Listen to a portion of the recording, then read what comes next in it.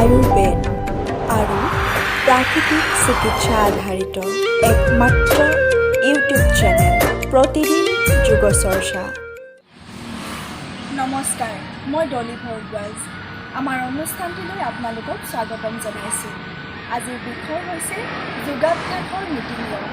এই সম্পৰ্কে ক'ব বিশিষ্ট যোগ প্ৰশিক্ষক তথা লেখক ৰংমন ৰংবৰী। নমস্কাৰ, প্ৰতিদিন যোগ চৰ্চা ইউটিউব চেনেলটিৰ প্ৰতিগৰাকী দৰ্শকলৈ অভিনন্দন জ্ঞাপন কৰি আজিৰ আলোচনাৰ মূল বিষয়বস্তু যোগাভ্যাসৰ নীতি নিয়ম এই বিষয়ে আলোচনা কৰিবলৈ আগবাঢ়িছোঁ। আপোনালোক হয়তো প্ৰত্যেকেই যোগাভ্যাসৰ সৈতে পৰিচিত, কিন্তু যোগাভ্যাস কৰাৰ সময়ত কিছুমান বিশেষ ধৰণৰ নীতি নিয়ম মানি চলিহে যোগাভ্যাস অনুশীলন কৰিব লাগে। কি নীতি নিয়মৰ মাজেৰে যোগাভ্যাস অনুশীলন কৰিব লাগে, আহকচোন আমি এই বিষয়ে আলোচনা কৰোঁ। আজিৰ আলোচনাৰ মাজলৈ লৈ আহিছোঁ যোগাভ্যাসৰ বাবে প্ৰয়োজনীয় স্থান, যোগাভ্যাসৰ উপযুক্ত সময়, যোগাভ্যাসৰ সাধাৰণ নীতি নিয়মসমূহ, যোগাভ্যাসৰ সময়ত পালনীয় নীতি নিয়মসমূহ, যোগাভ্যাসৰ পিছত পালনীয় নীতি নিয়মসমূহ আৰু যোগাভ্যাসৰ প্ৰতি মানুহৰ থকা ভ্ৰান্ত ধাৰণা সম্পৰ্কে কিছু কথা আপোনালোকৰ মাজলৈ লৈ আহিছোঁ। আহকচোন আমি এই আলোচনাৰ মাজলৈ যাওঁ। যোগাভ্যাসৰ উপযুক্ত পোচাক। যোগাভ্যাসৰ সময়ত সুবিধাজনক ফ্লেক্সিবল পোচাক পৰিধান কৰি ল'ব লাগে, যাতে ব্যায়াম কৰাৰ সময়ত কাপোৰে শৰীৰটো টানি ধৰি অসুবিধাৰ সৃষ্টি নকৰে। যিমান পাৰি কম পাতল আৰু মিহি কাপোৰ পিন্ধিব লাগে। কাপোৰৰ ৰং সাধাৰণতে বগা হ'লে ভাল যদিও নিজৰ পচন্দমতে বাছি ল'ব পাৰি। ভৰিত চেণ্ডেল, জোতা, কঁকালত বেল্ট, হাতত হাত ঘড়ী, সূতাৰ কঠিন গাঁঠি আদি ৰাখি ব্যায়াম কৰিব নালাগে। ঠাণ্ডাৰ দিনত প্ৰয়োজন হ'লে মোজা আৰু গৰম কাপোৰ বা জেকেট পৰিধান কৰিও যোগাভ্যাস কৰিব পাৰি। এইবাৰ আহিছোঁ যোগাভ্যাসৰ উপযুক্ত স্থানৰ বিষয়ে। যোগাভ্যাস কৰা ঠাই সদায় পৰিষ্কাৰ পৰিচ্ছন্ন হ'ব লাগে। প্ৰকৃতিৰ মুকলি পৰিৱেশ আটাইতকৈ ভাল, য'ত প্ৰচুৰ পৰিমাণে বিশুদ্ধ অক্সিজেন থাকে, যেনে সাগৰৰ পাৰ, নৈৰ পাৰ, গছৰ তল, ফুলনি, বাগিচা, ঘৰৰ চোতাল, বাৰাণ্ডা আদিত যোগাভ্যাস কৰিলে বেছি লাভালাভ পোৱা যায়। মুকলি পৰিৱেশত যোগাভ্যাস কৰাৰ অসুবিধা হ'লে ঘৰৰ ভিতৰতো আমি যোগাভ্যাস কৰিব পাৰোঁ। এই ক্ষেত্ৰত ঘৰৰ দুৱাৰ খিৰিকীবোৰ খোলা ৰাখিব লাগে, যাতে বাহিৰৰ পৰা মুকলি বতাহ বা অক্সিজেনযুক্ত বতাহ ঘৰৰ ভিতৰলৈ সোমাব পাৰে। যোগাভ্যাস কৰা স্থানত মজিয়াত এখন যোগা মেট বা ডাঠ কম্বল বা ডাঠ চাদৰ পাৰি লৈ যোগ অনুশীলন কৰিব লাগে। সুবিধাজনক হ'লে বিচনাৰ ওপৰতো যোগাভ্যাস কৰিব পাৰি, কিন্তু জটিল আসনবোৰ বিচনাৰ ওপৰত অভ্যাস কৰিব নালাগে। জটিল আসন বিচনাৰ ওপৰত অভ্যাস কৰিলে কেতিয়াবা বিশেষ ধৰণৰ অসুবিধাৰ সৃষ্টি হ'ব পাৰে। যোগাভ্যাসৰ উপযুক্ত সময়। ৰাতিপুৱা, আবেলি আৰু সন্ধিয়া এই তিনিওটা সময়ত যোগচৰ্চা কৰিব পাৰোঁ যদিও যোগাভ্যাসৰ বাবে সৰ্বোৎকৃষ্ট সময়টো হ'ল ৰাতিপুৱাৰ ব্ৰহ্ম মুহূৰ্ত। ৰাতিপুৱাৰ এই ব্ৰহ্ম মুহূৰ্তৰ সময়ছোৱা হ'ল সূৰ্যোদয়ৰ প্ৰায় 1 ঘণ্টা 36 মিনিট আগৰ সময়ছোৱা। ৰাতিপুৱা আমি শীতকালৰ ক্ষেত্ৰত 4 বজাৰ পৰা 7 বজাৰ ভিতৰত আৰু গ্ৰীষ্মকালৰ ক্ষেত্ৰত 3:30 বজাৰ পৰা 7 বজাৰ ভিতৰত যোগাসন অনুশীলন কৰিলে যথেষ্ট সুফল পাব পাৰোঁ। যোগাসন সদায় এটা সুনিৰ্দিষ্ট সময়ত অনুশীলন কৰাৰ অভ্যাস গঢ়ি তুলিব লাগে। সুনিৰ্দিষ্ট সময়ত অভ্যাস কৰা যোগাসনে শৰীৰত যথেষ্ট সুফল প্ৰদান কৰে। এইবাৰ কৈছোঁ যোগাভ্যাসৰ সাধাৰণ নিয়মসমূহ সম্পৰ্কত। যোগ ব্যায়াম নিয়মিত চৰ্চা কৰিব লাগে। প্ৰয়োজন অনুসৰি সপ্তাহত এদিনকৈ বিৰতি ল'ব পাৰি। লঘু খাদ্য খোৱাৰ 2 ঘণ্টা আৰু গুৰু খাদ্য খোৱাৰ 3 পৰা 4 ঘণ্টা পিছতহে যোগচৰ্চা অনুশীলন কৰিব লাগে। যিসকল ব্যক্তিৰ বছৰৰ 12 মাহে পানীলগা জ্বৰ, কাহ হৈ থাকে, তেওঁলোকে কেৱল প্ৰাণায়াম অনুশীলন কৰিব লাগে। জটিল যোগাসন আৰু ব্যায়াম তেওঁলোকে অনুশীলন কৰিব নালাগে। শৰীৰ দুৰ্বল হৈ থাকিলে যোগাভ্যাস কৰিব নালাগে।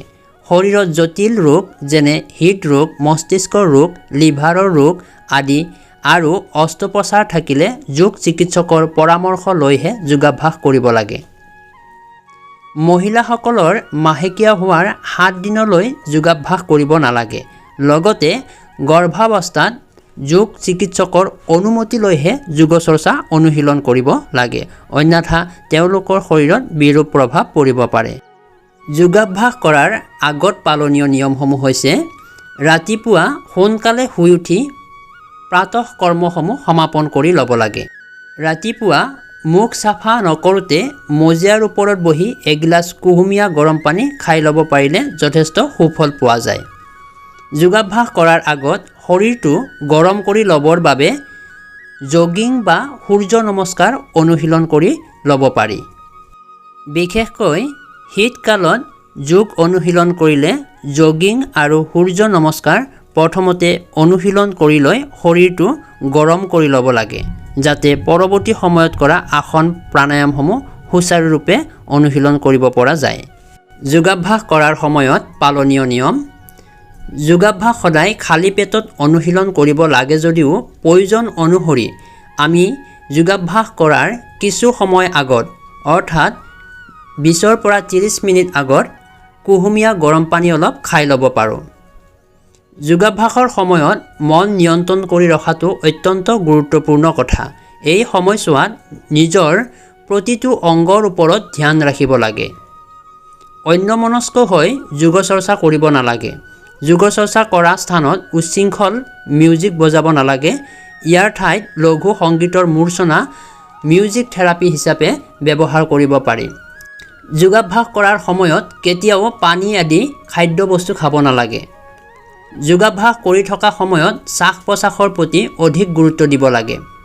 উশাহ নিশাহ লোৱা কাৰ্যটো কেতিয়াও ভুলকৈ অনুশীলন কৰিব নালাগে। আসন প্ৰাণায়ামৰ নিয়ম অনুসৰি সদায় উশাহ নিশাহ ল'ব লাগে।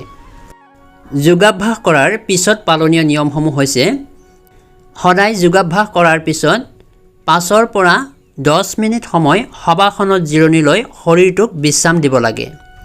যোগাভ্যাস কৰাৰ 45 মিনিট পিছতহে পানী বা আন জুলীয়া আহাৰ গ্ৰহণ কৰিব লাগে। কেতিয়াও চাহ, কফি, ঠাণ্ডা পানীয়, ফ্ৰিজৰ পানী, বৰফ আদি খাব নালাগে। ইয়াৰ 1 ঘণ্টা পিছত গুৰু আহাৰ গ্ৰহণ কৰিব পাৰি। শৰীৰ ঠাণ্ডা পৰিলে যোগাভ্যাস কৰাৰ 1 ঘণ্টা পিছত স্নান কৰিব লাগে বা গা ধুব লাগে। যোগৰ প্ৰতি থকা মানুহৰ ভ্ৰান্ত ধাৰণাসমূহ এই ধৰণৰ: বহুতো অভিভাৱক আৰু ছাত্ৰ ছাত্ৰীয়ে ভাবে যোগ কৰিবলৈ ৰাতিপুৱা সোনকালে শুই উঠিলে টোপনি কম হ'ব, শৰীৰ ৰুগীয়া হ'ব আৰু দৈনিক অধ্যয়নত পিছ পৰি যাব লাগিব। যিসকল ছাত্ৰ ছাত্ৰীয়ে খেলা ধূলা কৰে তেওঁলোকৰ বাবে যোগাভ্যাসৰ প্ৰয়োজন নাই বুলি ভাবে। সদায় যোগ কৰি থাকিলে বাহিৰা শিক্ষা যেনে সংগীত, নাটক, নৃত্য, বাদ্য আদিত সময় দিব নোৱাৰিব। বহুতে ভাবে যোগ কৰিলে সাধু সন্ন্যাসী হ'ব লাগিব, ধৰ্মীয় বিভেদ আহিব, হাত ভৰি ভাঙিব পাৰে, শৰীৰ ক্ষীণাই যাব পাৰে, নিজৰ কিছুমান প্ৰিয় খাদ্য এৰি চলিব লাগিব পাৰে, প্ৰচুৰ পৰিমাণে দামী খাদ্য খাবলগীয়া হ'ব পাৰে। বহু ছাত্ৰ ছাত্ৰী আৰু অভিভাৱকে ভাবে আমি বহুত ব্যস্ত থাকোঁ, যোগ কৰিবলৈ সময়ে নাপাওঁ। এই আটাইবোৰ তেওঁলোকৰ যোগৰ প্ৰতি থকা পচন্দ, অনীহা, এলাহ আৰু ভ্ৰান্ত ধাৰণাহে মাথোন। এই ধাৰণাবোৰ আমাৰ মাজৰ পৰা আঁতৰিলে সকলোৰে শাৰীৰিক, মানসিক, বৌদ্ধিক আৰু আধ্যাত্মিক স্বাস্থ্যৰ নিশ্চয় উন্নতি ঘটিব। যোগৰ প্ৰতি থকা এই ধৰণৰ ভ্ৰান্ত ধাৰণাসমূহ মানুহৰ মাজৰ পৰা দূৰ হ'লে প্ৰতিগৰাকী ব্যক্তিয়ে শাৰীৰিক, মানসিক, বৌদ্ধিক আৰু আধ্যাত্মিকভাৱে সবল হৈ উঠিব। লগতে তেওঁলোক একোগৰাকী পূৰ্ণাংগ স্বাস্থ্যৰ অধিকাৰী হৈ উঠিব বুলি মোৰ দৃঢ় বিশ্বাস। মই এই আশা কৰি আজিৰ অনুষ্ঠানৰ মাজৰ পৰা বিদায় দিছোঁ। ধন্যবাদ। প্ৰিয় দৰ্শকবৃন্দ, পৰৱৰ্তী খণ্ডত আপোনালোকৰ মাজলৈ লৈ আহিম যোগাভ্যাসৰ এটি অতি গুৰুত্বপূৰ্ণ বিষয়, সৰ্বাংগীন স্বাস্থ্যৰ ব্যায়াম সূৰ্য নমস্কাৰ। এই আলোচনাত থাকিব সূৰ্য নমস্কাৰৰ পালনীয় নিয়মসমূহ, সূৰ্য নমস্কাৰ কি পদ্ধতিৰ দ্বাৰা অনুশীলন কৰা হয়, সূৰ্য নমস্কাৰ কি সময়ত অনুশীলন কৰিব লাগে, সূৰ্য নমস্কাৰৰ বৈজ্ঞানিক ব্যাখ্যাৰ লগতে থাকিব উপকাৰ আৰু সূৰ্য নমস্কাৰ অনুশীলনৰ সময়ত ল'বলগীয়া সাৱধানতাসমূহ। প্ৰিয় দৰ্শক, আজিৰ এই অনুষ্ঠানৰ পৰা মই ডলিয়ে বিদায় লৈছোঁ। আশা কৰিলোঁ আপোনালোক সকলোৱে আমাৰ এই ইউটিউব চেনেলটি ছাবস্ক্ৰাইব কৰি উৎসাহিত কৰিব।